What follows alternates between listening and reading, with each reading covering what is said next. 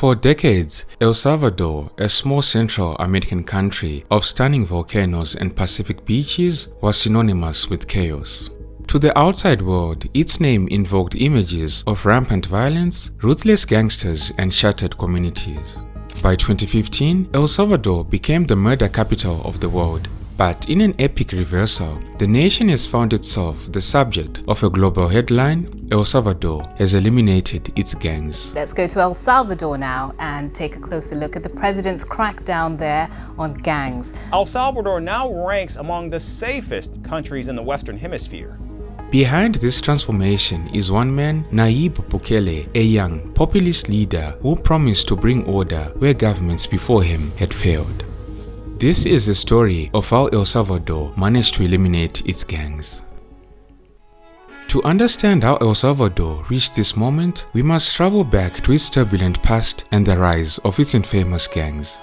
El Salvador was embroiled in a civil war from 1979 to 1992, which began due to deep inequality, military repression, and tensions between the right-wing government and leftist guerrilla groups. Good evening, I'm Judy Woodruff.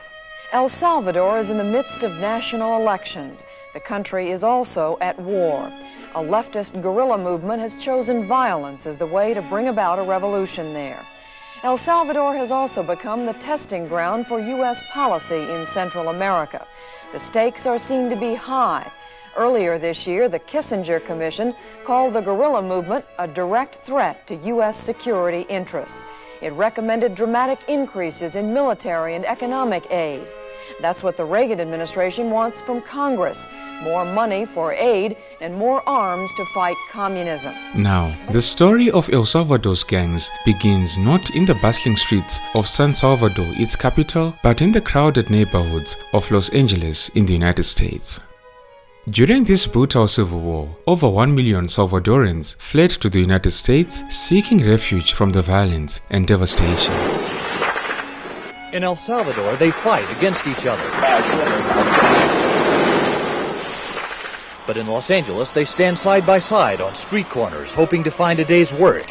Veterans of the Salvadoran military and supporters of leftist rebels seeking to overthrow the government, forced together by circumstances. All refugees who've managed to leave their country and its 9-year-old civil war behind. Among them were impoverished young men who landed in American neighborhoods already plagued by gang activity. Facing discrimination, poverty, and alienation, they banded together, forming groups to survive. It was here that two infamous gangs, MS13 and Bario 18, were born. Initially, they were small-time groups focused on petty crime, but they quickly evolved into violent organizations, gaining notoriety for their brutality. So MS13 is not new. It's been around since the 80s, and it was actually founded here in the US, in Los Angeles. People fleeing civil war in El Salvador came to Los Angeles, and sort of for protection, they formed this gang, and the gang then metastasized and spread back to Central America and all around the US. And remind us what MS actually even stands for. So this is Mara Salvatrucha. It's basically like badass Salvadoran gang. And 13, there are a lot of interpretations of why that number is there. But I think the most common is that it's for the number in the alphabet that M falls on. After then US President Bill Clinton signed a series of laws expanding the scope of deportable offenses, tens of thousands of Salvadorans were expelled from the United States. Aliens. In the budget I will present to you, we will try to do more to speed the deportation of illegal aliens who are arrested for crimes, to better identify illegal aliens in the workplace as recommended by the Commission headed by former Congresswoman Barbara Jordan. We are a nation of immigrants, but we are also a nation of laws. It is wrong and ultimately self-defeating for a nation of immigrants to permit the kind of abuse of our immigration laws we have seen in recent years, and we must do more to stop it. When the United States began deporting criminals back to El Salvador in the 1990s, thousands of gang members returned to a country ill-equipped to receive them. El Salvador was still reeling from the scars of war, its institutions weak, and its economy fragile. These deported gangsters found fertile ground. They brought with them a culture of violence, organized crime, and an iron grip over vulnerable communities. MS13 and Bario 18 spread like wildfire across the country, dividing territories, recruiting teenagers, and extorting local businesses. Sabemos que somos gangsters. Sabemos que somos locos. Sabemos que los tiramos por todo, por el todo, por nuestra ganga. Y por ella vamos a morir, ¿va? Y por ella estamos viviendo. Porque no hay nada fuera de la 18. Do you have any gang affiliations? Yeah, I'm tattooed up. ¿Es un miembro del MS? What is this? Crazy criminal. Say crazy criminals. Yeah, I made this clique in 2011. You made the clique? Yeah. You were a gang leader? Yeah. By the early 2000s, these gangs controlled entire neighborhoods. The word extortion became a grim part of daily life. Shop owners, bus drivers, and street vendors were forced to pay protection fees or face fatal consequences. La Renta, the name for these payments, funded the gang's criminal operations, further embedding them into society. Homicides surged to unprecedented levels, and many innocent people were caught in the crossfire of gang wars. Murders, kidnappings, and gruesome violence became so common that entire towns emptied as people fled for their lives. Even public buses became death traps, with drivers killed for failing to pay extortion fees.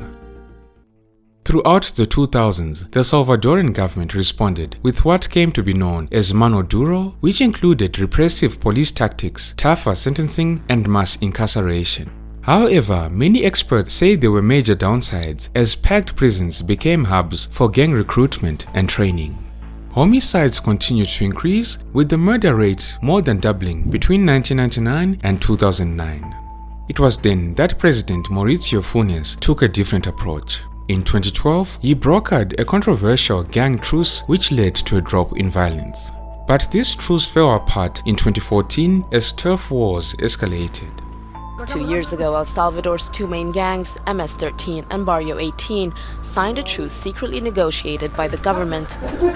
The aim was to put an end to an interwar gang that left 16 people dead daily and had killed thousands since its peak in the mid-90s. During the ceasefire, the city's murder rate almost halved, but since January, police say the numbers have started to rise again, reaching 9 homicides per day. By 2015, El Salvador was the deadliest country in the Western Hemisphere, with 105 homicide deaths per 100,000 people.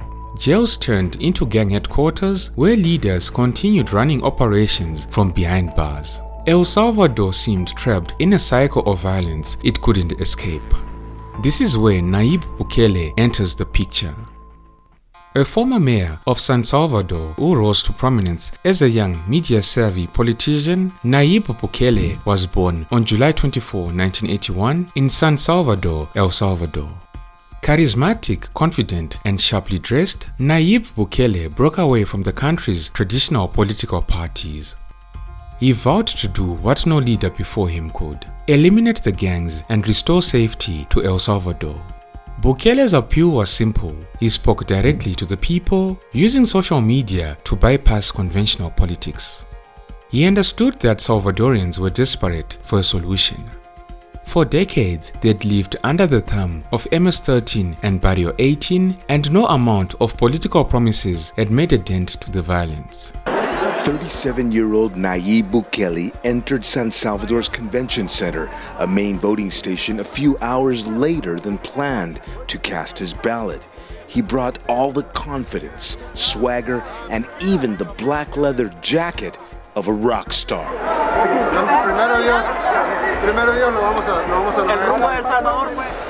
Young Salvadorans, some voting for the first time in their lives, were also present, many showing their support for Bukele, the former mayor of San Salvador. I believe that all of us young people here hope the situation changes, because our country is beautiful and we want the situation to change. The new president's approach, however, was anything but conventional.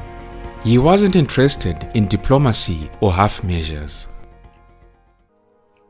In March 2022, El Salvador was gripped by terror as a wave of violence swept across the country.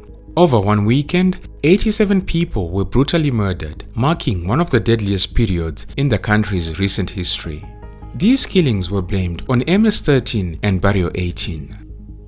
For years, rumors swirled that El Salvador's government had negotiated a secret truce with the gangs to reduce homicides. In exchange, the gangs allegedly received concessions such as improved prison conditions. But in March 2022, the fragile truce shattered and the gangs retaliated with unprecedented brutality, asserting their power and living innocent lives in their wake. Faced with this chaos, President Naib Buk acted swiftly and decisively. He declared a state of emergency, granting his government extraordinary powers to tackle the gangs.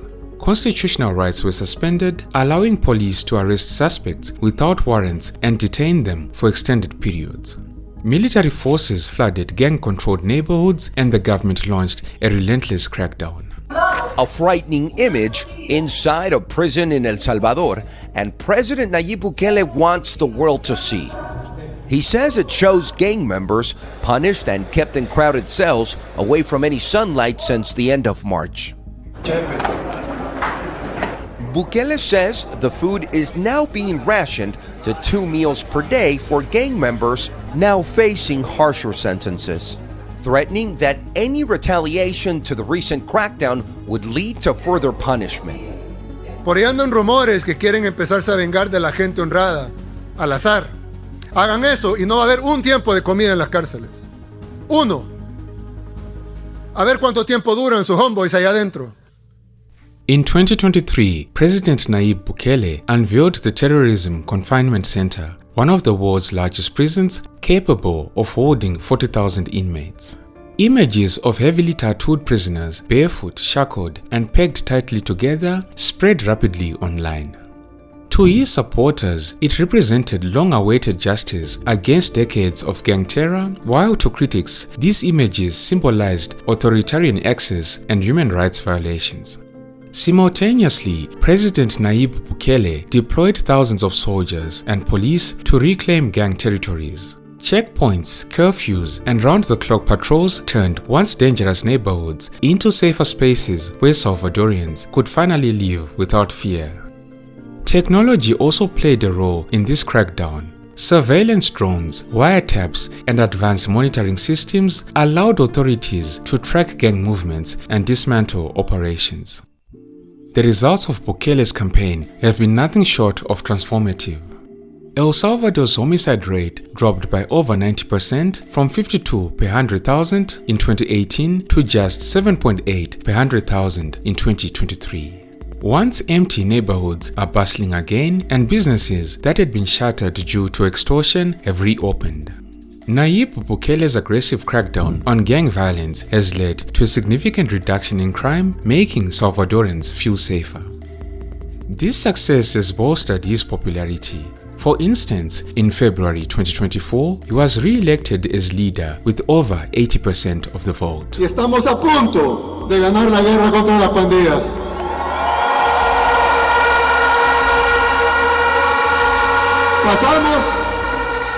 Pasamos de ser literalmente, no es una exageración, no es una hipérbole, literalmente pasamos de ser el país más inseguro del mundo a ser el país más seguro de todo el hemisferio occidental.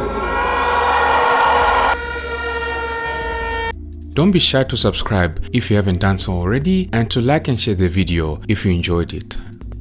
See you soon for another episode of The Knowledge Quest.